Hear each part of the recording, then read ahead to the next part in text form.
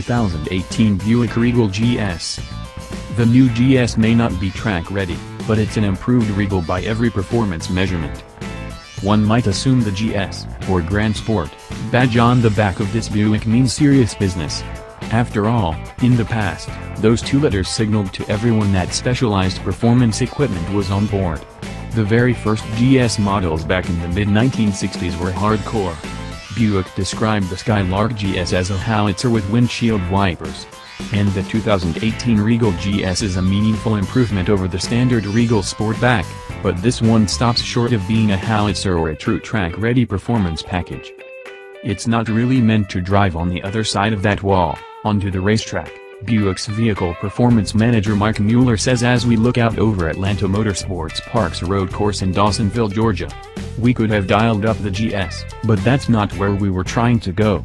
It's not supposed to be a Camaro, Corvette or high-performance Cadillac. While the GS may not be a super sedan like Caddy's V-Series monsters, engineers massaged the Regal in every way to improve its performance on the street. Under the hood, GM's venerable 3.6-liter V6 takes the place of the 2.0-liter turbocharged four-cylinder in standard Regals. Here, that V6 makes 310 horsepower and 282 pounds-to-foot of torque, a 60 horsepower and 26 pounds-to-foot of torque bump over the 4.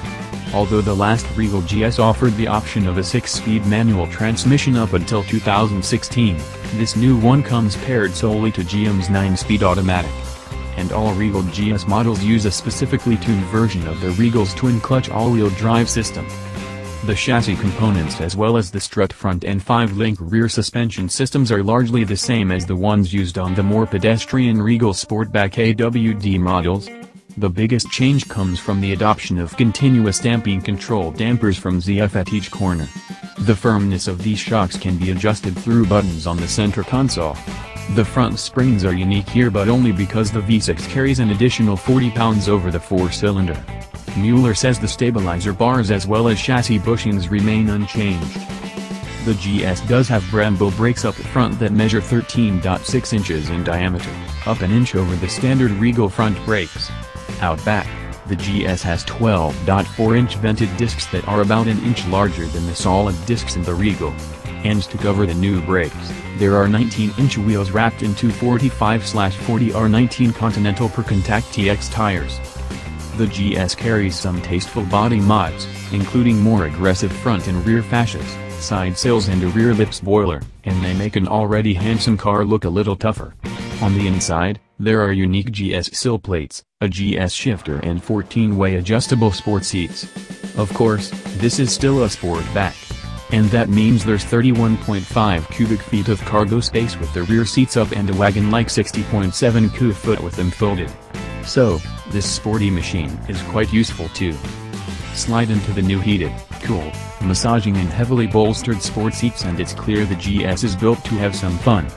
The seats are fantastic and even include adjustable thigh support which was appreciated by my 6'4" driving partner. Another welcome upgrade is the new partial TFT instrument cluster. It's modern and much more befitting a car in this price class compared to the analog cluster in the normal Regal. Immediately ahead of the shifter are buttons labeled Sport and GS. They are the key to unlocking driving enjoyment in this Buick. Press Sport and the transmission will hold on to gears slightly longer and quicken the shifts. Sport mode also increases the heft of the steering, biases more torque to the rear axle and will dial up a firmer damping setting too.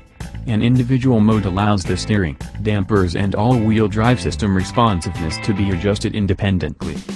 Engage the GS mode and it's basically Buick's version of Sport Plus. The steering boost is dialed back even further, resulting in heavier, more substantial weighting. The transmission shifts are no quicker but the shift schedule is more aggressive, so it won't upshift to a taller gear if you are hustling down a mountain road. The all-wheel drive system will bias even more of the engine's torque to the rear axle here, and the damping from the CDC system becomes firmer still. What doesn't change, no matter what mode you select, are the calibrations for ABS, traction control and stability control. You can turn off traction control by pressing a button on the dash once. And by holding the button down for a few seconds, the stability control can be dialed way back. But as one might imagine, it never goes away completely. One of the best things about the Regal GS is that it's not overly hard-edged in anything that it does. There are plenty of sporty cars that can be a little too stiff and aggressive for daily driving, but Buick strikes an excellent balance here.